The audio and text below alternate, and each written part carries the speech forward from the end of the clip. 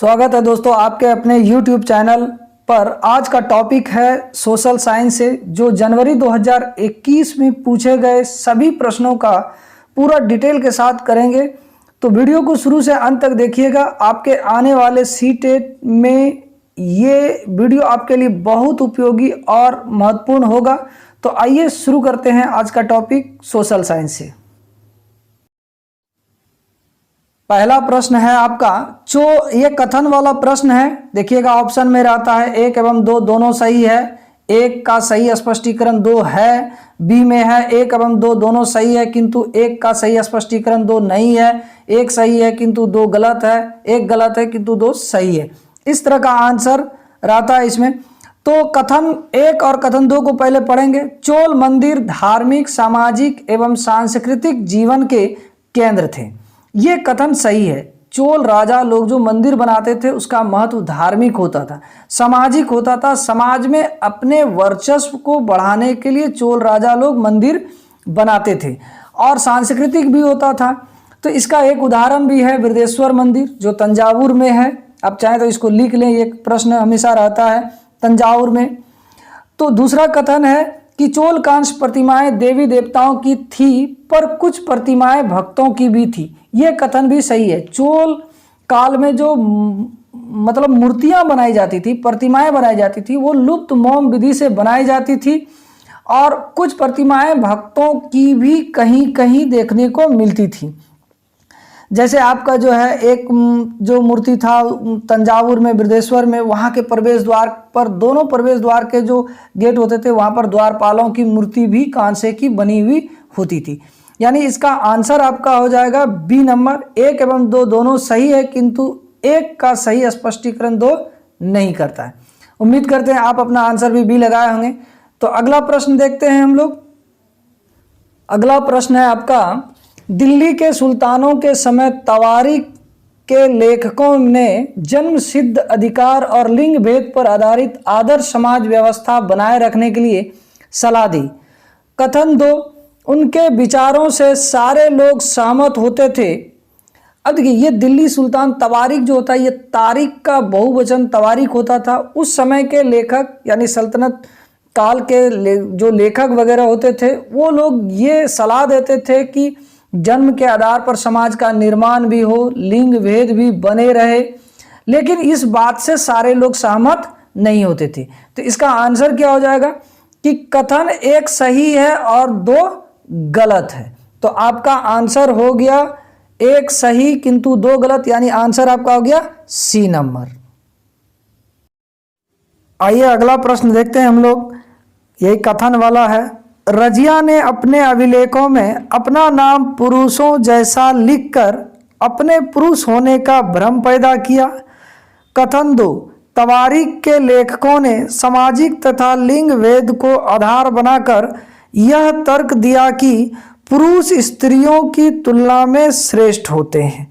देखिए, ये तवारीख के लेखक यानी तारीख के जो लेखक थे वे लोग चाहते थे कि सामाजिक व्यवस्था बना रहे, समाज में लिंग भेद बना रहे, यानी महिलाओं को कमतर और पुरुषों को ज़्यादातर आंका जा रहा था उस समय। ये बात कथन 2 भी सही है। लेकिन रजिया भी चाहती थी, रजिया ने अपने अभिलेखों में अपना नाम पुरुषों जैसा लिखकर अपने पुरुष होने का भ्रम पैदा नहीं करती थी वो, बल्कि पुरुषों के तरह पोशाक पहनकर भ्रम पैदा करती थी। आंसर क्या हो गया तब? D number. 1 गलत है किंतु 2 सही है। आइए अगला प्रश्न देखते हैं हम लोग। अकबर, जहांगीर और शाहजहां ने सुलह ए कुल, जिसका मतलब था सर्वत्र शांति, के विचार को शासन का सिद्धांत बनाया।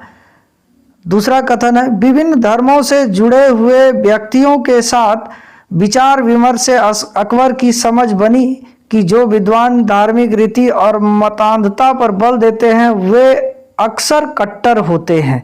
देखिए, अकबर ने ये शुरू किया था सुलह ए कुल, जिसका मतलब था विश्व शांति या सर्वत्र शांति। इस विचार को जहांगीर और शाहजहां ने भी आगे बढ़ाया और विभिन्न धर्म एक जगह बैठकर सुलह करे। इसके लिए अकबर ने फतेहपुर सीकरी में इबादत खाना का गठन किया था। तो दोनों कथन सही है, यानी 1 एवं 2 दोनों सही है और 1 का सही स्पष्टीकरण भी 2 है। इस तरह से आपका आंसर हो गया ऑप्शन नंबर ए। आइए अगला प्रश्न देखते हैं।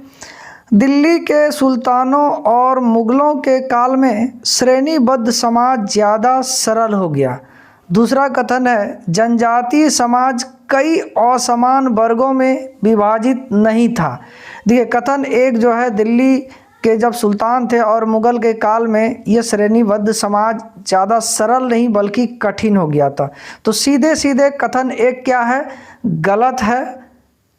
और जनजातीय समाज कई असमान वर्गों में विभाजित नहीं था, यह विभाजित था, असमान वर्गों में विभाजित था।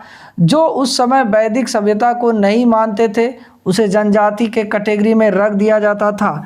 तो इस तरह से ऑप्शन नंबर 1 गलत है और 2 सही है।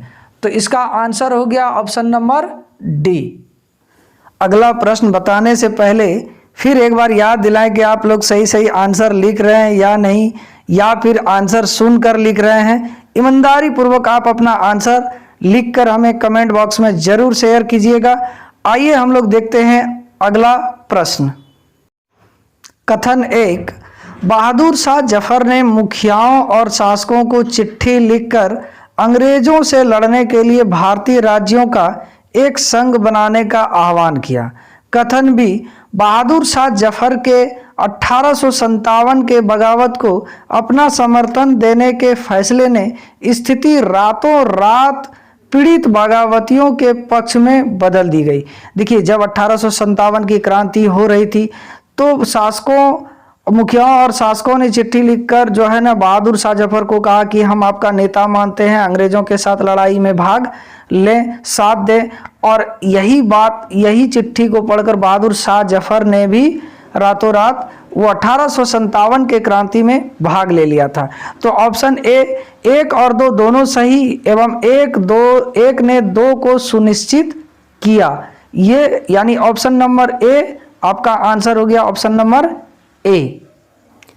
आइए अगला प्रश्न हम लोग देखते हैं। औपनिवेशिक काल के दौरान, औपनिवेशिक काल किसको कहते हैं? जिस समय हमारे देश में अंग्रेजों ने शासन कर रहा था, अंग्रेज शासन कर रहे थे, उसको कहा जाता है औपनिवेशिक काल।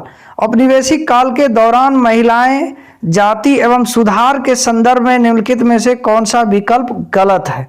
तो ऑप्शन ए, विद्यासागर ने विधवा विवाह का सुझाव दिया। नंबर बी, प्रार्थना समाज ने केवल हिंदू ग्रंथों पर विचार विमर्श किया।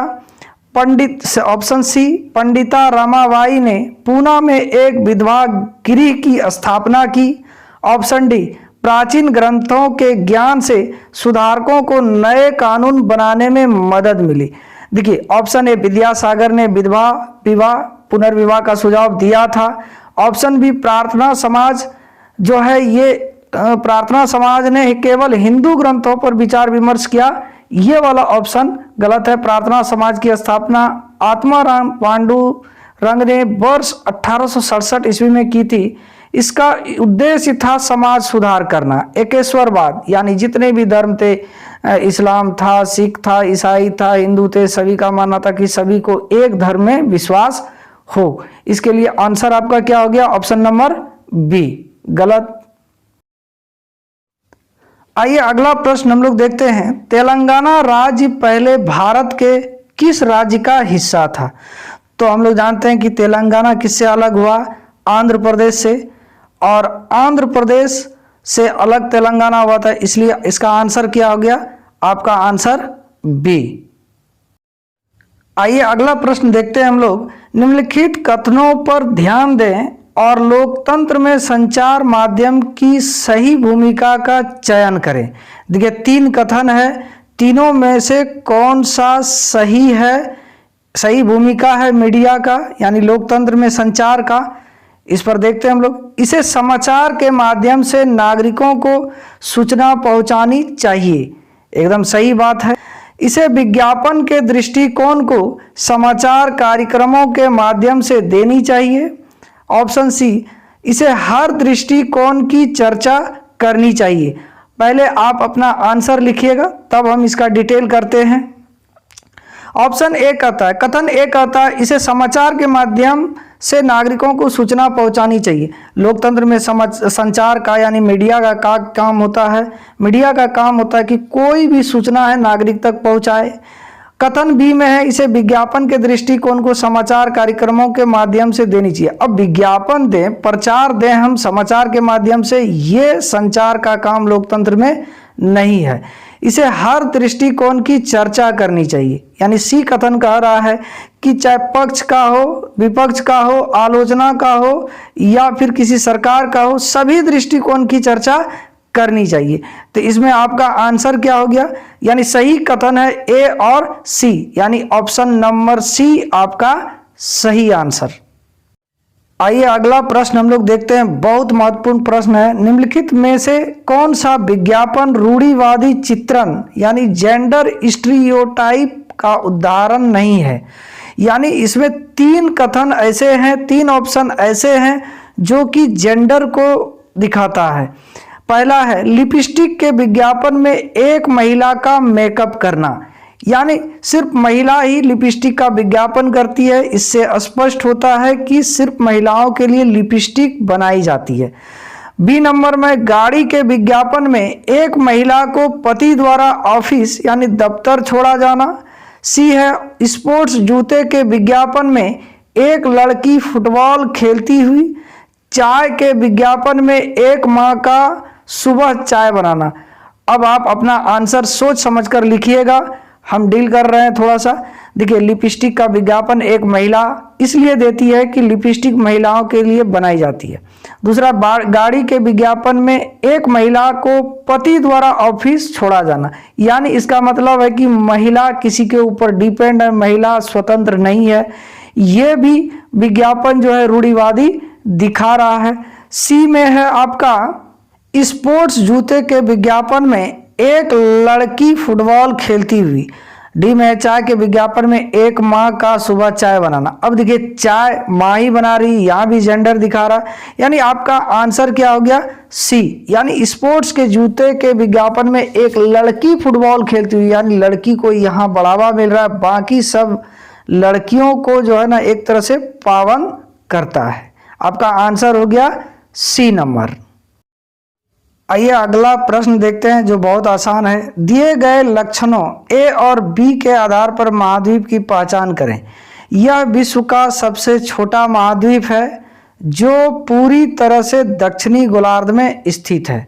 कथन बी है, इसे द्वीपीय महाद्वीप भी कहा जाता है। देखिए, विश्व का सबसे छोटा महाद्वीप ऑस्ट्रेलिया है और दक्षिणी गोलार्ध में भी स्थित है। बी में, इसे द्वीपीय महाद्वीप भी कहते हैं। द्वीपीय महाद्वीप क्या होता है, जो चारों तरफ जल से घिरा हुआ रहता है उसे हम लोग द्वीप कहते हैं। चूंकि यह महाद्वीप है तो इसीलिए ऐसे ऑस्ट्रेलिया को द्वीपीय महाद्वीप कहते हैं। तो आपका आंसर हो गया ऑप्शन नंबर डी। आइए अगला प्रश्न देखते हैं। सौर मंडल में हम जैसे जैसे सूर्य के दूर जाते हैं, सूर्य से दूर जाते हैं। ऑप्शन ए, ग्रहों का आकार क्रमशः घटता जाता है।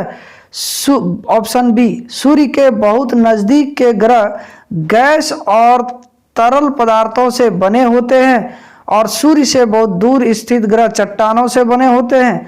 ऑप्शन सी, ग्रहों द्वारा सूर्य के चारों ओर एक परिक्रमा करने की अवधि बढ़ती जाती है। ऑप्शन डी, ग्रहों द्वारा सूर्य के चारों ओर एक परिक्रमा करने की अवधि घटती जाती है। तो इसका आंसर आप अपना लिखिएगा कि कौन सा सही है इसमें दूर जाने पर। तो ग्रहों का आकार क्रमशः घटता जाता है, गलत। सूर्य के बहुत नजदीक के ग्रह गैस और तरल पदार्थों से बने होते हैं, ये भी गलत। देखिए, जो ग्रह होते हैं उसको दो भागों में बांटा गया है, एक आंतरिक ग्रह और दूसरा बाह्य ग्रह। शुरू के चार ग्रह बुध, शुक्र, मंगल और पृथ्वी, ये चारों चट्टान से बने हुए हैं, न कि गैस और तरल पदार्थों से। जबकि ऑप्शन नंबर ये भी गलत बता रहा है। ग्रहों द्वारा सूर्य के चारों ओर एक परिक्रमा करने की अवधि बढ़ती जाती है, ये भी यही आपका सही है। तो ऑप्शन नंबर सी आपका आंसर। आइए अगला प्रश्न देखते हैं हम लोग। कल्पना करें यदि पृथ्वी अपनी कक्षीय समतल की ओर नहीं झुकी होती तो प्रदीप्त वृत्त और देशांतर रेखाएं एक दूसरे से मिल जाती। ये सही बात है। प्रदीप्त वृत्त और अक्षांशीय रेखाएं एक दूसरे से मिल जाती नहीं, ये देशांतर वृत्त और प्रदीप्त वृत्त मिलता। किसी क्षेत्र विशेष में कोई मौसम परिवर्तन नहीं होता। ये भी सही है कि यदि पृथ्वी जो 23.5 डिग्री झुकी हुई है अपने अक्ष पर और कम कक्षीय समतल से पृथ्वी का अक्ष 66.5 डिग्री कोण बनाती है, इसके वजह से ही मौसम परिवर्तन होता है।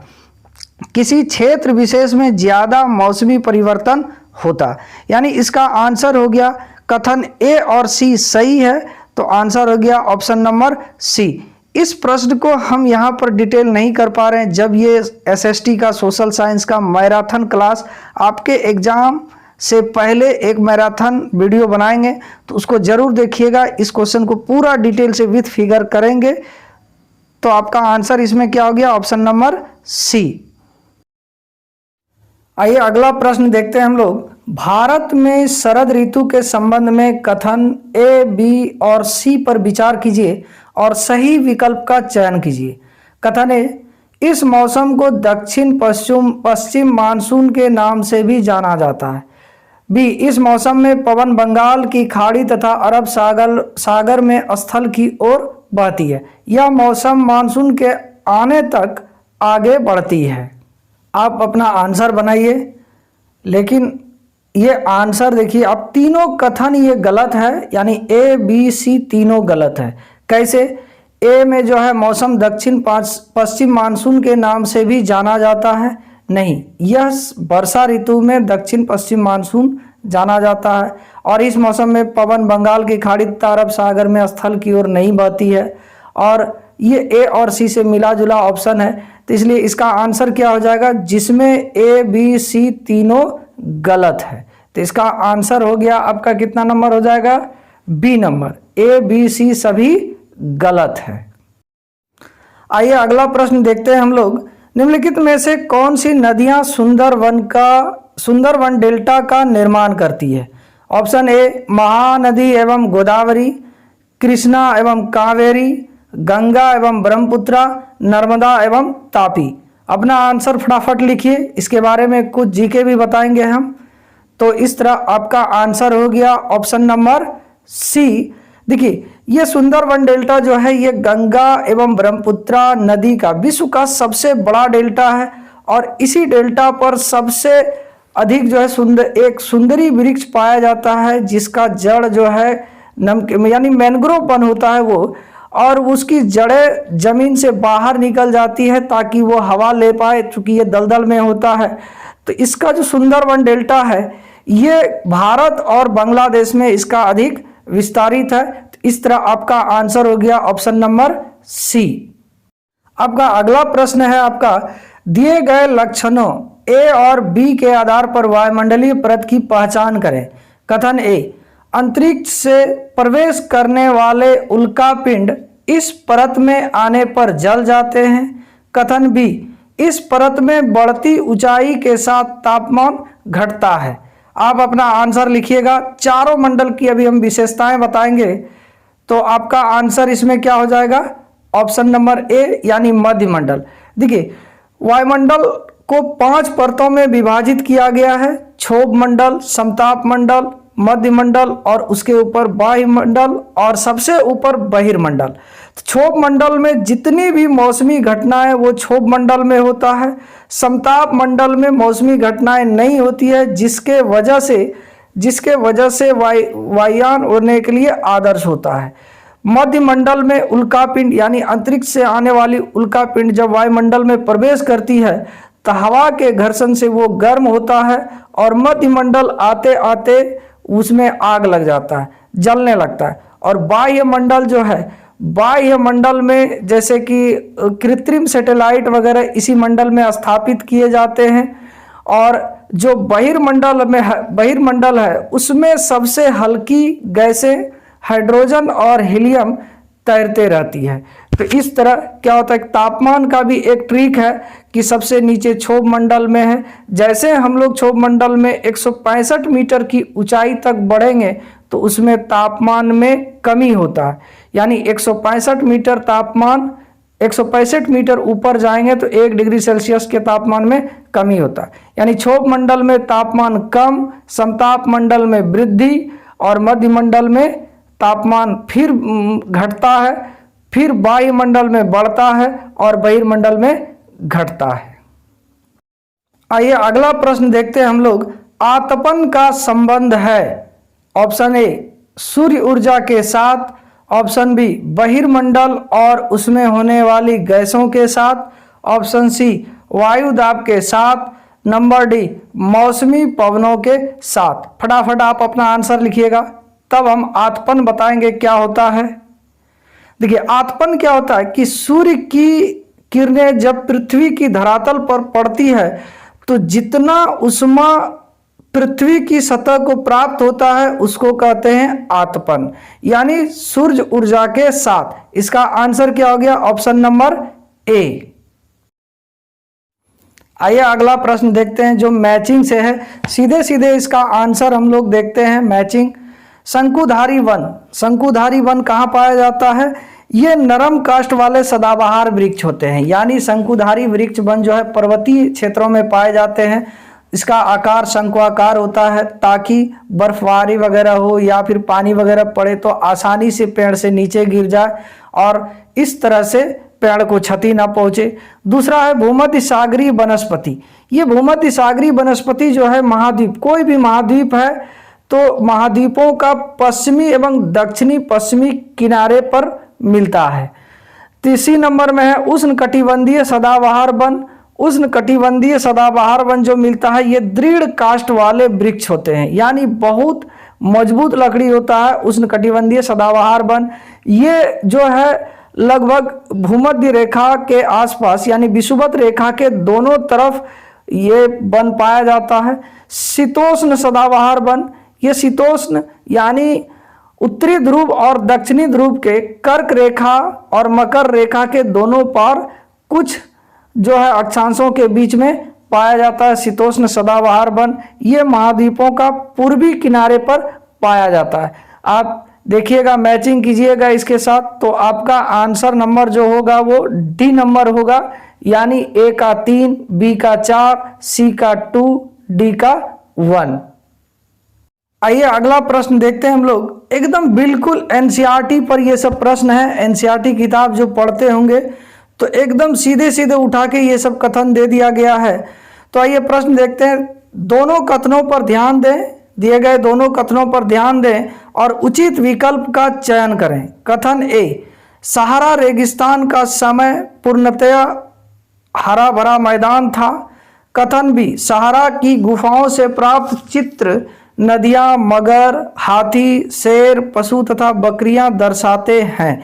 देखिए जिस समय आज सहारा जो विश्व का सबसे बड़ा रेगिस्तान है, लगभग 84 लाख वर्ग किलोमीटर क्षेत्र में ये सहारा रेगिस्तान पाया जाता है, यानी इसका क्षेत्रफल 84 लाख वर्ग किलोमीटर है। तो जहाँ पर अभी ये सहारा है वहाँ पर जो गुफा वगैरह में है वहाँ चित्र मिलता है कि नदी भी बह रही है, मगर का है, हाथी का है, शेर का है, पशु है, बकरी है। तो इससे साबित होता है कि वहाँ भी जीव जंतु था, वहाँ भी पहले रेगिस्तान नहीं था और अभी वहाँ पर क्या है, रेगिस्तान है। तो इस तरह से ए और बी दोनों सही है, यानी आपका आंसर हो गया ऑप्शन नंबर ए। आइए अगला प्रश्न देखते हैं हम लोग। डॉल्फिन के बारे में दिए गए ए, बी और सी कथनों पर विचार कीजिए और सही विकल्प का चयन कीजिए। कथन नंबर ए है, गंगा और ब्रह्मपुत्रा नदी के अलवण जल में डॉल्फिन पाई जाती है। अलवण मतलब जो समुद्री पानी नहीं है, समुद्री जल नहीं है, यानी नमकीन पानी नहीं है, उसे अलवण जल कहते हैं। कथन बी, डॉल्फिन अभयारण्य बिहार राज्य में अवस्थित है। डॉल्फिन की उपस्थिति से जल की शुद्धता का पता चलता है। तो तीनों कथन में कौन सही है, कौन सा आंसर होगा, अपना आंसर पहले लिख लीजिए। आप लिख लिए, चलिए हम लोग देखते हैं। गंगा और ब्रह्मपुत्रा नदी के अलवण जल में डॉल्फिन पाई जाती है, कथन ए सही है। डॉल्फिन अभयारण्य बिहार राज्य में अवस्थित है, ये कथन भी सही है। बिहार में भागलपुर जिला में डॉल्फिन अभयारण्य स्थित है। सी, डॉल्फिन की उपस्थिति से जल की शुद्धता का भी पता चलता है। इस तरह ए बी सी तीनों कथन सही है। तो आपका आंसर हो जाएगा, देख लीजिए किसमें है, आंसर हो जाएगा ऑप्शन नंबर सी। आइए अगला प्रश्न देखते हैं हम लोग। बायोगैस अनिवार्य रूप से निम्न में से किनका मिश्रण है? ऑप्शन ए मीथेन और हाइड्रोजन, बी मीथेन और हीलियम, सी मीथेन और कार्बन डाइऑक्साइड, डी मीथेन और नाइट्रोजन। आंसर लिखे, चलिए देखते हैं। बायोगैस जो होता है ये मुख्य रूप से इसको गोबर गैस भी कहते हैं, और गांव में जो किसान लोग हैं ये गोबर से बनाते हैं, यानी बहुत बड़ा एक टंकी बनाते हैं, उस टंकी में गोबर को जमा करके रखते हैं और उसमें जो गैस बनता है उसी पाइप के द्वारा निकाल कर अपने किचन में ले जाते हैं। इससे खाना वगैरह भी बनाया जाता है और प्रकाश भी उत्सर्जित यानी बल्ब वगैरह भी जलाया जाता है। तो इस तरह आपका आंसर हो गया मीथेन और carbon dioxide, option number C. आइए अगला प्रश्न देखते हैं हम लोग। संसाधन के बारे में कथन ए और बी विचार करें और सही उत्तर का चयन करें। कथन ए, सभी संसाधनों का आर्थिक मूल्य होता है। बी, समय और प्रौद्योगिकी दो महत्वपूर्ण कारक हैं जो पदार्थ को संसाधन में परिवर्तित कर सकते हैं। देखिए सभी संसाधन, सभी जितने भी संसाधन है, चाहे वो प्राकृतिक हो या कृत्रिम हो, मनुष्य के लिए उपयोगी होता है, लेकिन सभी संसाधन का आर्थिक मूल्य नहीं हो सकता है। यानी ऑप्शन ए गलत है। समय और प्रौद्योगिकी दो महत्वपूर्ण कारक हैं जो पदार्थ को संसाधन में परिवर्तित कर सकते हैं। यानी समय बदलने के साथ साथ कोई भी पदार्थ है हम मनुष्य उसका उपयोग कर लेते हैं। तो इस तरह से इसका आंसर क्या हो जाएगा, ए गलत और बी सही। इस तरह ऑप्शन नंबर आपका आंसर क्या हो गया, ऑप्शन नंबर सी। आइए अगला प्रश्न देखते हैं हम लोग। निम्नलिखित में से ऊर्जा के परंपरागत स्रोत के समूह की पहचान कीजिए। ऑप्शन ए जल विद्युत, भूतापीय ऊर्जा, ज्वारीय ऊर्जा। ऑप्शन बी परमाणु ऊर्जा, सौर ऊर्जा, जल ऊर्जा। सी खनिज तेल, प्राकृतिक गैस, ईंधन। डी कोयला, ईंधन, बायोगैस। फटाफट अपना आंसर लिखिएगा। देखिए परंपरागत स्रोत क्या होता है, जो लंबे समय से प्रयोग में है और ये प्रकृति में तय तथा सीमित मात्रा में उपलब्ध भी होते हैं। यानी समय के साथ उपयोग करने के साथ साथ ये क्या होता है, बीच में कभी न कभी ये खत्म हो जाएगा। जैसे परंपरागत स्रोत के कुछ उदाहरण हैं, जैसे खनिज तेल, इसका उपयोग करते करते हम लोग खत्म हो जाएगा इसका। प्राकृतिक गैस, ईंधन, बायोगैस, पवन ऊर्जा, जल विद्युत ऊर्जा। यानी परंपरागत स्रोत के अंतर्गत क्या होता है कि ये लंबे समय से इसका उपयोग हो रहा है। तो इसका आंसर क्या हो जाएगा आपका, ऑप्शन नंबर आपका आंसर हो जाएगा सी। आइए अगला प्रश्न देखते हैं, जो मिलान है प्राकृतिक संसाधन के प्रकार को उनके वर्गीकरण के साथ मिलान करें। देखिए विकास व प्रयोग का स्तर, इसका सीधे सीधे हम मैचिंग कर देते हैं। विकास व प्रयोग का स्तर, देखिए वास्तविक और संभाव्य, यानी हम जो प्रयोग कर रहे हैं या विकास हो रहा है उसके स्तर पर एक वास्तविक संसाधन होता है और संभाव्य होता है। यानी ऐसी संभावना है कि हम उसका प्रयोग निकट भविष्य में कर सकते हैं। उद्गम, यानी जो प्राप्त होता है संसाधन, उसके आधार पर दो प्रकार के संसाधन होते हैं, जैव और अजैव। कुछ संसाधन जैविक होते हैं, कुछ अजैविक होते हैं। सी नंबर में वितरण मतलब ये फैला कहाँ पर है संसाधन। कुछ संसाधन जो है सभी जगहों पर है, जैसे हवा संसाधन है तो सभी जगहों पर है, और कुछ स्थानिक रूप में वितरित है। यानी स्थानिक जैसे पानी, कहीं पर कम, कहीं ज़्यादा, कहीं नहीं है, जैसे रेगिस्तान वगैरह में। और भंडार जो हमारे पृथ्वी के अंदर हैं, कुछ संसाधन ऐसे हैं जिसका हम पुनः प्रयोग कर सकते हैं, यानी नवीकरणीय, और कुछ संसाधन ऐसे हैं जिसका प्रयोग पुनः नहीं कर सकते हैं, और नवीकरणीय कहलाता है। तो यानी इसका जो आंसर होगा वो सीधे सीधे मैचिंग किया हुआ, ए का फर्स्ट, बी का 2, सी का 3, डी का 4। यानी आपका आंसर हो गया सी नंबर। आइए अगला क्वेश्चन देखते हैं हम लोग, कथन पर आधारित है। कथन है, लगभग 12,000 साल पहले भारत में कई क्षेत्रों में गर्मी बढ़ने के कारण घास वाले मैदान बनने लगे। कथन बी, हिरन, बारहसिंगा, बकरी, भेड़ और मवेशी जैसे जानवरों की संख्या बढ़ी। अब देखिए, जहां पर मैदान बनने लगेगा वहां पर शाकाहारी जानवर भी बढ़ेगा। तो यानी नवपाषाण काल 12,000 साल पहले था और वहां पर जो है ना जलवायु में बहुत ज़्यादा परिवर्तन हो गया और जिसके कारण वहां के घास के मैदान वगैरह हो गए, और घास के मैदान हो गए तो शाकाहारी जानवर के रूप में हिरन, बारहसिंगा, बकरी, भेड़ और मवेशी जैसे जानवर की संख्या भी बढ़ गई। तो इस तरह ए एवं बी दोनों सही है तथा कथन ए का कारण बी है। आपका आंसर हो गया ऑप्शन नंबर ए। आइए अगला प्रश्न देखते हैं, पुरास्थलों के संदर्भ में निम्नलिखित में से कौन सही है। पुरास्थल क्या होता है कि वैसा स्थल जहां से इतिहासकार या पुरातत्वविद जो है खोदकर इतिहास के कुछ सबूतों को इकट्ठा करते हैं, वैसे स्थलों को कहते हैं पुरास्थल। तो ये पुरास्थल के बारे में कौन से कथन सही है। कथन ए, वह स्थान जहां वस्तुओं के अवशेष मिलते हैं। बी, ये केवल जमीन के ऊपर ही पाए जाते हैं। सी, ये केवल जमीन के अंदर ही पाए जाते हैं। डी, ये समुद्र और नदी के तल में कभी नहीं पाए जाते हैं। देखिए, बी सी डी तीनों गलत है, हमको सही आंसर पूछा हुआ है, तो आपका आंसर हो गया ऑप्शन नंबर ए। देखिए, जो पुरास्थल है वहां से अवशेष मिलते हैं, ये सही है, लेकिन पुरास्थल के जो अवशेष होते हैं यानी वहां जमीन के ऊपर और अंदर, यानी ऊपर और अंदर दोनों जगहों पर, समुद्र और नदी के तल में भी ये पाए जाते हैं। अगला प्रश्न है, हड़प्पा सभ्यता के लोग बनाते थे। कथन है, पत्थर की मोहरें। बी, पीले रंग से डिजाइन किए गए पात्र। सी, लोहे से बनी तकलियां। डी, सोने से बने बर्तन। देखिए, सबसे पहले तो हड़प्पा सभ्यता के लोग लोहे का प्रयोग नहीं करना जानते थे, इसलिए सी तो ऑप्शन होगा नहीं। यानी ए, पत्थर की मोहरें बनाते थे हड़प्पा के लोग और सोने से बर्तन भी बनाते थे, लेकिन पीले रंग से डिजाइन नहीं करते थे, वो लोग लाल या फिर काले रंग से डिजाइन करते थे। तो इस तरह ऑप्शन हो गया ए और डी सही, यानी आपका आंसर हो गया डी।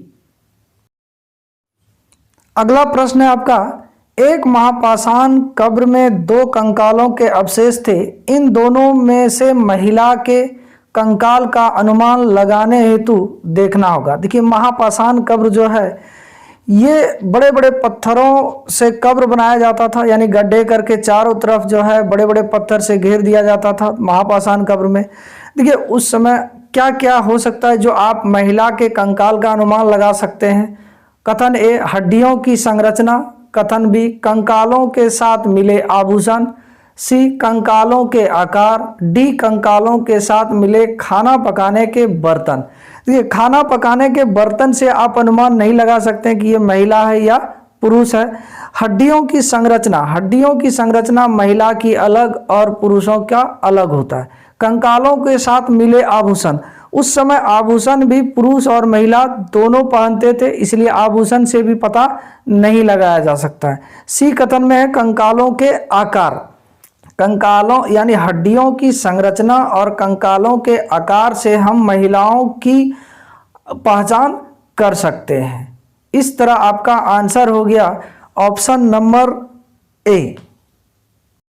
आइए अगला प्रश्न देखते हैं हम लोग, प्रारंभिक काल से शुरू करके आरोही क्रम में निम्नलिखित को सजाएं। यहाँ आरोही क्रम का मतलब है कि सबसे पहले क्या घटित हुआ। ये 4 कथन में वेदों की रचना की शुरुआत, महापाषाणों के निर्माण की शुरुआत, इनाम गांव में कृषकों का निवास, और डी नंबर में है चरक।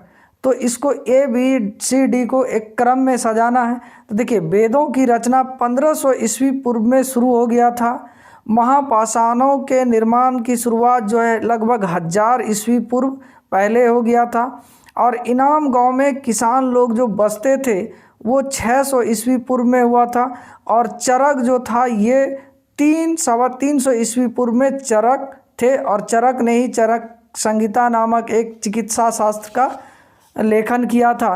तो इस तरह से जो दिया गया है चारों कथन ये एक क्रम में है, इस तरह आपका आंसर हो गया सी नंबर। आइए अगला प्रश्न देखते हैं हम लोग। हाल के काल से शुरू करके अवरोही क्रम उल्टा में निम्नलिखित को सजाएं। लोहे का प्रयोग, यानी पहले सबसे पहले आपको ये देखना है कि सबसे पहले क्या हुआ, अभी ताजा घटना क्या है, उसके पहले क्या हुआ, उसके पहले क्या हुआ, उसके पहले क्या, उल्टा क्रम कर रहा है सजाने के लिए। तो लोहे के प्रयोग में बढ़ोतरी, नगर आहत सिक्के। देखिए लोहे के प्रयोग में बढ़ोतरी जो हुआ था ये लगभग 1200 ईस्वी पूर्व में। आहत सिक्का क्या होता है कि आहत सिक्का जो कि मिट्टी वगैरह का ठप्पा मार के बनाया जाता था, उसको ठप्पा मार सिक्का भी कहा जाता है। ये 1200 ईस्वी पूर्व में लगभग शुरू हुआ। दूसरा है उपमहाद्वीप में लोहे के प्रयोग की शुरुआत 900 ईस्वी पूर्व में लगभग लोहे की शुरुआत हुई थी। अरिकमेडु पत्तन में बसना, अरिकमेडु आज का पांडिचेरी जो पुद्दुचेरी कहते हैं उसी को अरिकमेडु कहते हैं। तो वहां पर अरिकमेडु में लोग जो हैं लगभग 400 ईस्वी पूर्व में बसना शुरू कर दिए थे। संगम साहित्य की रचना की शुरुआत, संगम साहित्य जो लिखा गया वो 300 ईस्वी पूर्व से 300 ईस्वी के बीच में लिखा गया। इस तरह इस क्वेश्चन का आंसर भी एक क्रम में है ABCD। आपका आंसर हो गया ऑप्शन नंबर डी। आइए अगला प्रश्न हम लोग देखते हैं। अध्याय के अंत में दिए गए प्रश्नों के बारे में निम्न में से कौन से कथन सही है? सही पूछा हुआ है। तो जो अंत में दिया जाता है किसी चैप्टर का प्रश्न वो क्या बताता है? कथन ए, ये विद्यार्थियों को अवधारणाओं को अपने शब्दों में बताने और मुद्दों पर वाद विवाद करने के लिए प्रेरित करता है। सही बात है, जो भी अवधारणा है विद्यार्थी अपने शब्दों में उस पर वाद विवाद करने के लिए प्रश्न प्रेरित करता है। कथन बी, प्रोजेक्ट कार्य, तुलना और विभेद करना अध्याय के अंत में दिए गए प्रश्नों के प्रकार हैं। यानी प्रश्नों के प्रकार में होता है कोई ऐसा प्रश्न जो प्रोजेक्ट कार्य करे, कोई ऐसा प्रश्न जो तुलना करे, कोई ऐसा प्रश्न जो विभेद करे। तो ये भी कथन सही है। कथन सी, ये अधिगमकर्ताओं में कक्षा में पहले पढ़ाई गई अवधारणाओं की समझ विस्तृत करता है। यानी जो कक्षा में पढ़ाया गया उसकी समझ को भी विस्तृत करता है। यानी ABC तीनों कथन सही है। तो इस तरह इसका आंसर हो गया ऑप्शन नंबर सी। अगला प्रश्न है, सामाजिक और राजनीतिक जीवन की पाठ्य पुस्तकों में, देखिए सामाजिक और राजनीतिक जीवन जो क्लास 6, 7, 8 में चलता है उस पुस्तकों में कथन ए, सामाजिक और राजनीतिक मुद्दों की परिभाषाएं और विवरण दिया गया है। सही में दिया गया है। बी, संस्थाओं और प्रक्रियाओं को ऐसे चित्रित किया गया है जैसे कि वे उसी तरह कार्यान्वित हैं जैसे संविधान में उनकी कल्पना की गई है। यानी संस्था कोई भी है, जैसे कार्यपालिका एक संस्था है, न्यायपालिका एक संस्था है, तो इन सभी जो भी संस्था है जो संविधान में उसी तरह का संस्था चित्रित भी किया गया है। सी, लोगों व क्षेत्रों से जुड़े विभिन्न ठोस उदाहरणों को प्रस्तुत किया गया है। और हमारे ये जो सामाजिक और राजनीतिक जीवन की पाठ्य पुस्तक है उसमें जो भी लोग हैं किसी अलग अलग क्षेत्र से जुड़े हुए लोग उनसे दिए गए उदाहरण के साथ जुड़े हैं। यानी इसमें कथन ABC तीनों सही है। इस तरह आपका आंसर हो गया ऑप्शन नंबर बी। आइए अगला प्रश्न देखते हैं। डॉक्टर अंबेडकर के कोरेगांव जाते हुए अनुभव का वर्णन करते हुए एक शिक्षक पूछते हैं, क्या आपको लगता है स्टेशन पर लोगों ने डॉक्टर अंबेडकर और उनके भाइयों के प्रति भेदभाव किया? इस प्रश्न में शिक्षक किस कौशल पर दे रहे हैं?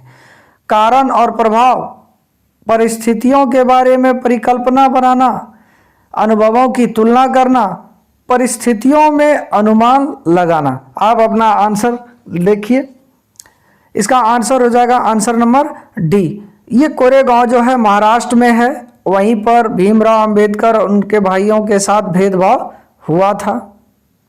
अगला प्रश्न है, बाजार विषय का परिचय देने के लिए कौन सी शिक्षण शास्त्रीय विधि सर्वोत्तम हो सकती है? ऑप्शन ए, विभिन्न प्रकार के बाजारों से जुड़े चित्रों को दिखाना। बी, मानचित्र में स्कूल के आसपास के बाजारों को इंगित करना। सी, पाठ्य पुस्तक का पठन और चर्चा करना। डी, एक दुकानदार को कक्षा में साक्षात्कार के लिए आमंत्रित करना। देखिए सबसे बेस्ट तरीका बाजार के बारे में पढ़ाने के लिए क्या होगा कि मानचित्र में स्कूल के आसपास के बाजारों को इंगित करके जब बच्चों को बताएंगे तो वो बाजार की परिभाषा, बाजार की समझ उसके अंदर आसानी से आएगी। इस तरह आपका आंसर हो गया ऑप्शन नंबर बी। अगला प्रश्न है, यही है उस ईश्वर की महिमा, इसलिए दूषण है भीतर, दूषित है काया भीतर से, इसमें कोई भ्रम न रखना, महारी चोखा का यह कहना। एक शिक्षक के तौर पर आप इस कविता का विश्लेषण और अपने अधिगम से चर्चा कैसे करेंगे। देखिए, इसमें जो दिया गया है इसका अर्थ ये है कि जिस रूप में ये दिया गया है, जिस तरह से दिया गया है, एक शिक्षक होने के नाते आपको उसी तरह की परिभाषाएं या उसी तरह की कविता की व्याख्या करनी चाहिए। इस तरह आपका आंसर हो गया 65 का सी। अगला प्रश्न है, सामाजिक विज्ञान की पाठ्यचर्या उच्च प्राथमिक स्तर पर केंद्रित करता है। कथन ए, पृथ्वी के जीवन के आवास के रूप में समझ बनाना, अपने क्षेत्र, राज्य और देश पर अध्ययन करना, भारत के अतीत और सामाजिक विज्ञान का अध्ययन करना। सही विकल्प का चयन करें। देखिए, इसका आंसर जो होगा तीनों होगा, यानी ऑप्शन नंबर ए आपका सही होगा। आइए अगला प्रश्न देखते हैं। ग्लोब और प्रकाश स्रोत का इस्तेमाल करके एक शिक्षक निम्न में से किन अवधारणाओं को दर्शा सकता है। कथन ए, परिक्रमण, दिन रात, मौसमी परिवर्तन, वर्षा का वितरण। देखिए, ग्लोब और प्रकाश का स्रोत, यानी प्रकाश का स्रोत मान लिया जाए सूर्य है और आपके पास ग्लोब है, या फिर प्रकाश का स्रोत आप एक किसी बल्ब को भी मान रहे हैं, तो उससे क्या होगा कि परिक्रमण भी बता सकते हैं, दिन रात भी बता सकते हैं, और मौसमी परिवर्तन भी बता सकते हैं। वर्षा का वितरण आप ग्लोब और प्रकाश के स्रोत से नहीं कर सकते हैं। तो आप अपना आंसर कमेंट बॉक्स में जरूर लिखिएगा, टोटल आंसर लिखकर चेक करके अपना लिखिएगा।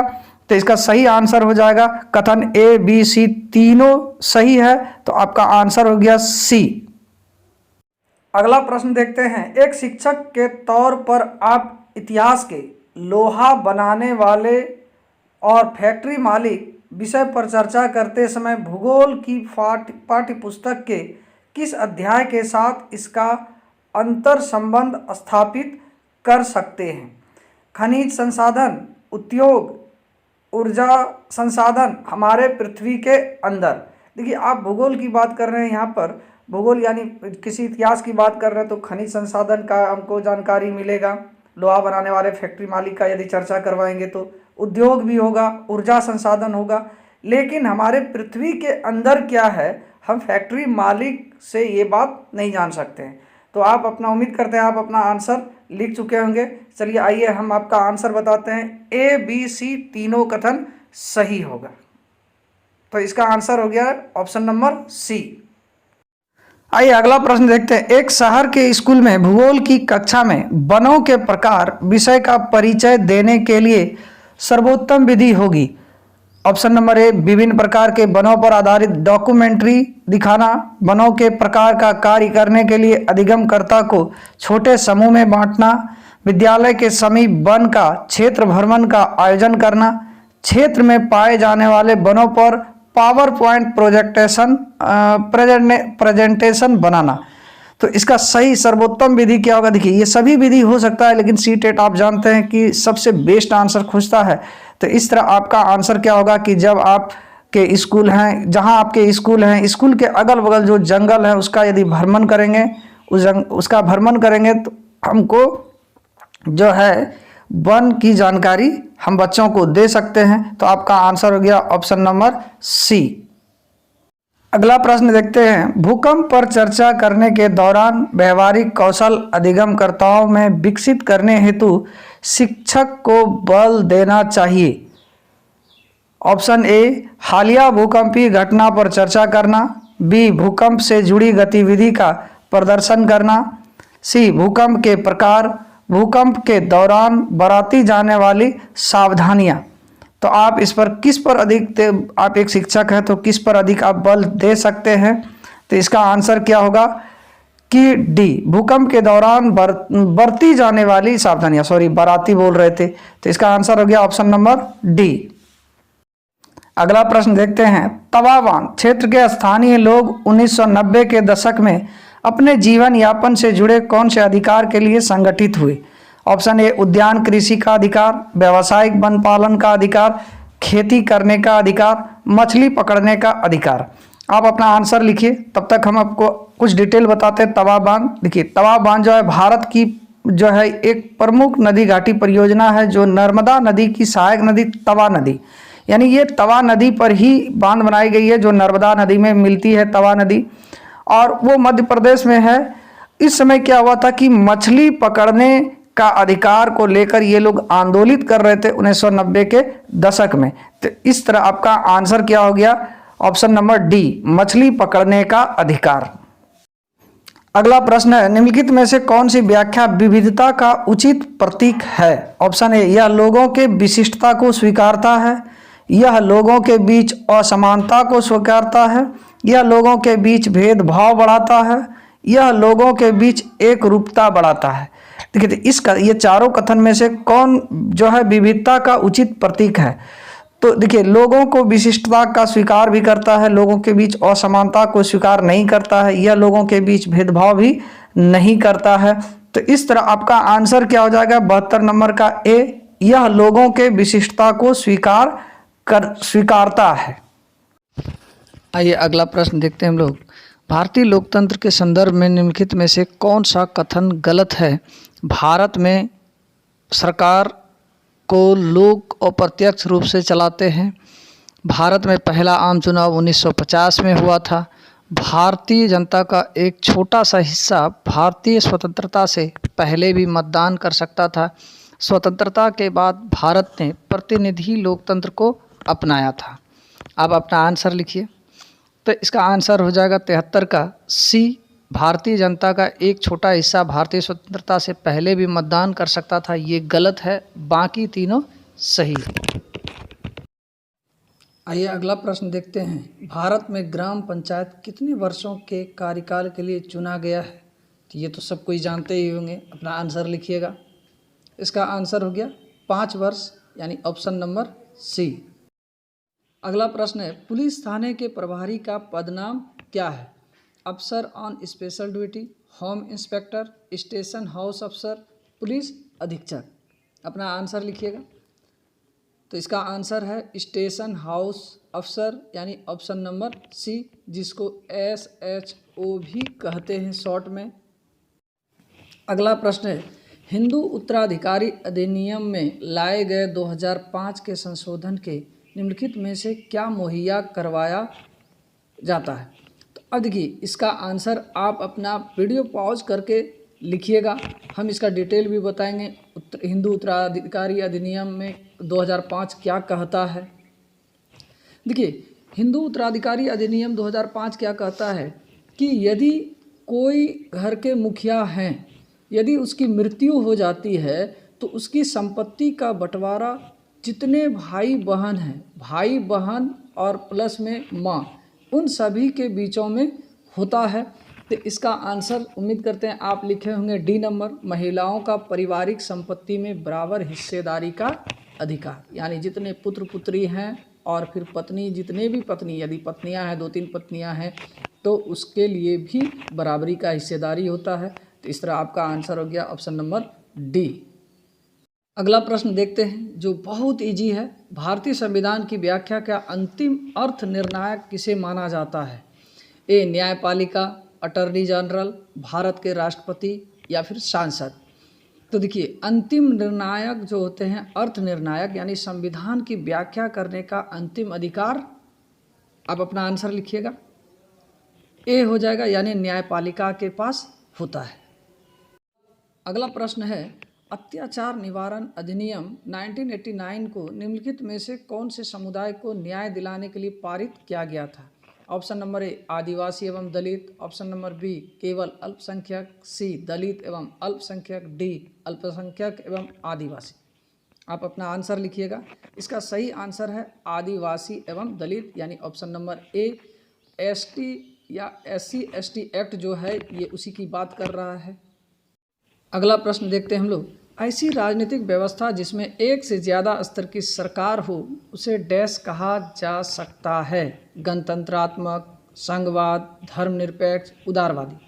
देखिए, गणतंत्रात्मक तो नहीं होगा। संघवाद में क्या होता है कि एक से अधिक सरकारें होती हैं, यानी हम लोग देख रहे हैं कि हमारा जो देश है संघवाद है, यहाँ पर एक सेंट्रल सरकार भी है और राज्य सरकार में मुख्यमंत्री भी होते हैं, जितने राज्य होते हैं। तो इसका सही आंसर हो गया ऑप्शन नंबर बी, संघवाद। अगला प्रश्न है, निम्नलिखित में से कौन सी नीति सामाजिक न्याय को प्रोत्साहित करती है? देखिए, यहाँ सामाजिक न्याय की बात कर रही है। कथन ए, सरकारी नौकरियों में सूचीगत दलित जाति के उम्मीदवार को आरक्षण देना, ये सामाजिक न्याय है, क्योंकि वो समाज के हिसाब से सामाजिक रूप से वो पिछड़ गए हैं, इसलिए उसको आरक्षण देकर मुख्य धारा में लाने के लिए आरक्षण जरूरी है। कथन बी, न्यूनतम मेहनताना कानून पारित करना, ये भी सामाजिक न्याय को प्रदर्शित करता है। तो इस तरह आपका कथन ए और बी दोनों सही हो गया। तो आपका आंसर होगा ऑप्शन नंबर ए और बी दोनों सही। अगला प्रश्न है, नई दिल्ली के वास्तुशैली की चर्चा में एक शिक्षक को केंद्रित करना चाहिए। क्या केंद्रित करना चाहिए? ऑप्शन ए, उसकी शैली पुरानी दिल्ली की शैली से कैसे श्रेष्ठ है। बी, कैसे यह ब्रिटिश महत्ता और विस्मय का भाव पैदा करता है। कैसे पर्यटक इमारतों को देखते हैं। इमारतों को दूर से कैसे देखा जाना चाहिए। आप अपना आंसर लिखिएगा। इसका आंसर, सही आंसर क्या होगा? कैसे यह ब्रिटिश महत्ता और विस्मय का भाव पैदा करता है, ऑप्शन नंबर बी। 82 नंबर देखते हैं, इतिहास शिक्षण का उद्देश्य केंद्रित होना चाहिए उन मुद्दों की पहचान करना जो वर्तमान में भी प्रासंगिक है। ऑप्शन बी, अधिगमकर्ताओं में क्रियात्मक क्षमता विकसित करने के लिए। ऑप्शन सी, भूतकाल में क्या घटित हुआ यह बताना। डी, भूतकाल में यह कैसे घटित हुआ यह याद रखना। इसका सही आंसर है ऑप्शन नंबर बी, अधिगमकर्ताओं में क्रियात्मक क्षमता विकसित करना। अगला प्रश्न है, समसामयिकी मुद्दों को, यानी करंट अफेयर्स की बात कर रहा है, समसामयिकी मुद्दों को सामाजिक विज्ञान की कक्षा में लाने के क्या उद्देश्य होने चाहिए। कथन ए, देश से जुड़े मुद्दों के प्रति रुचि को बढ़ाना चाहिए, सही बात। विश्लेषण और आलोचनात्मक मूल्यांकन करने का कौशल विकसित करना चाहिए, बी नंबर भी सही है कि बच्चों में आलोचनात्मक विश्लेषण करने का, मूल्यांकन का कौशल कैसे विकसित हो। सनसनीखेज खबर मुहैया कराकर विषय के प्रति रुचि पैदा करने, सनसनीखेज जैसे कि देखिएगा 1-2 नवोदिता, जुड़े रहिए आपको ये चीज़ बता रहे हैं वो चीज़, ये तो सनसनीखेज नहीं होना चाहिए। विद्यालय परिसर में परिचय के अधिगम और विद्यालय के बाहर की दुनिया को जोड़ने में अधिगमकर्ता की मदद करना चाहिए, ये सीडी यानी पेडागोजी का ये बेस्ट चॉइस होता है। तो इसका आंसर हो गया, सही आंसर कथन है ए, बी और डी। आपका सही आंसर हो गया ऑप्शन नंबर डी। अगला प्रश्न है, सामाजिक विज्ञान की कक्षा में समानता पर चर्चा करते समय उद्देश्य होना चाहिए। कथन ए, अधिगमकर्ता के साथ गरिमा से जुड़े मुद्दों को संबोधित करना, यानी वैसे मुद्दों पर हम चर्चा करें जो गरिमा से जुड़े हो। कथन बी, सभी का सम्मान करने के प्रति अधिगमकर्ताओं को संवेदनशील बनाना, यानी कैसे लोगों का सम्मान करें इसके प्रति संवेदनशील बनाएं। सी कथन है, संविधान में परिलक्षित मूल्यों पर आधारित होना, यानी जो संविधान के दायरे में उसी की बात करें, उसी की समानता की बात करें। नंबर डी, यह समझाना कि हर तरह का अंतर असमानता की तरफ ले जाता है, यानी हर तरफ का अंतर, यानी कोई अमीर है गरीब है तो असमानता की ओर हर चीज़ ले जाएगा, ऐसा कोई जरूरी नहीं है। तो आपका कथन डी यहाँ पर गलत है, यानी आपका कथन क्या है सही, ए, बी, सी। तो आपका आंसर हो गया ऑप्शन नंबर, देखिए ए, बी, सी किस में है, तो सी, यानी ए, बी और सी सही है। अगला प्रश्न है, कक्षा और समाज में व्याप्त विविधता को संबोधित करने के लिए सामाजिक विज्ञान के शिक्षक को चाहिए कि। कथन ए, यानी आप एक सामाजिक विज्ञान के शिक्षक हैं और समाज के विविधताओं को बच्चों को बताना चाह रहे हैं, संबोधित करना चाह रहे हैं, तो क्या सही हो सकता है। कथन ए, विभिन्न संस्कृतियों से जुड़े उदाहरणों को कक्षा की चर्चा में शामिल करें, एकदम करना चाहिए जो विभिन्न संस्कृति से जुड़ा है। कथन बी, केवल उन्हीं उदाहरणों को लेना जो अधिकांश बहुमत के लिए प्रासंगिक हो, हमको थोड़ा सा इसमें डाउट लग रहा है। कथन सी देख लेते हैं, अपने व्यक्तिगत अनुभवों को कक्षा में साझा करने के लिए विद्यार्थियों को प्रेरित करें। अब ऑप्शन कथन नंबर बी पर देखिएगा, कि कह रहा है कि अधिकांशतः जो लोग चाह रहे हैं कि यही उदाहरण होना चाहिए, सिर्फ वही नहीं लेना चाहिए, यानी आपका कथन नंबर बी गलत है। तो आपका सही आंसर, सही कथन है ए और सी, यानी ऑप्शन नंबर सी, ए और सी सही है। अगला प्रश्न देखते हैं, सामाजिक विज्ञान में आकलन को बल देना चाहिए। ऑप्शन ए, अधिगमकर्ताओं के सूचनाओं को याद रखने का मापन करना। ऑप्शन बी, अपने अधिगम को विभिन्न दैनिक परिस्थितियों से जोड़ने की अधिगमकर्ताओं की क्षमता का मूल्यांकन करना। उन अधिगमकर्ताओं की पहचान करना जो असफल हो रहे हैं। अधिगमकर्ताओं की कक्षा में लेखन की क्षमता को जांच करना चाहिए। देखिए, सामाजिक विज्ञान का क्या काम होता है, जो दैनिक परिस्थिति से जोड़ने के साथ साथ क्या हो, उसका मूल्यांकन करने का क्षमता हो विकसित उसमें। तो ऑप्शन नंबर आपका क्या हो गया, ऑप्शन नंबर बी, अपने अधिगम को विभिन्न दैनिक परिस्थितियों से जोड़ने की अधिगमकर्ताओं की क्षमता का मूल्यांकन करना। अगला प्रश्न है, द्वितीयक स्रोत का उदाहरण है। देखिए, ये हिस्ट्री से संबंधित है, यानी कोई भी चीज़ जानने के लिए द्वितीयक स्रोत का उदाहरण है। ऑप्शन ए, भारत का संविधान, ये प्राथमिक स्रोत है। रविंद्रनाथ टैगोर की पेंटिंग्स, ये भी प्राथमिक स्रोत है। सी ए बेली द्वारा लिखित an illustrated history of modern India, James Mill द्वारा लिखित a history of British India. तो इसमें सी नंबर जो है, बेली द्वारा लिखित पुस्तक जो है वो द्वितीयक श्रेणी के अंतर्गत आता है। तो आपका आंसर हो गया ऑप्शन नंबर सी। अगला प्रश्न है, औपनिवेशिक भारत में स्त्री शिक्षा पर चर्चा करने के लिए विद्यार्थी निम्न आत्मकथाओं में से किसको संदर्भित कर सकते हैं। देखिए, औपनिवेशिक भारत बताए भी थे कि जिस समय अंग्रेज हमारे देश में शासन जिस काल से लेकर, जिस समय से लेकर जिस समय तक किया, उस बीच के समय को कहते हैं औपनिवेशिक भारत। तो उस समय क्या थी कि महिलाओं लोग जो है ना शिक्षित होने के लिए, यानी शिक्षा पर चर्चा करने विद्यार्थी के साथ यदि आत्मकथा से जुड़ते हैं तो ये बेस्ट ऑप्शन होगा, राम सुंदरी देवी द्वारा कृत अमर जीवन। आपका आंसर हो गया ऑप्शन नंबर डी। अगला प्रश्न देखते हैं, भूगोल शिक्षण को किन मुद्दों से जुड़े संदर्भ में परिप्रेक्ष्य का विकास करना चाहिए। कथन ए, संसाधन और संरक्षण। कथन बी, विकास और विस्थापन।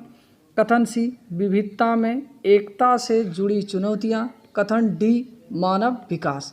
इसमें भूगोल शिक्षण के लिए जुड़ी मुद्दा कौन हो सकता है। तो देखिए, ऑप्शन सी जो विविधता में एकता से जुड़ी चुनौतियाँ हैं वो भूगोल की बात नहीं है।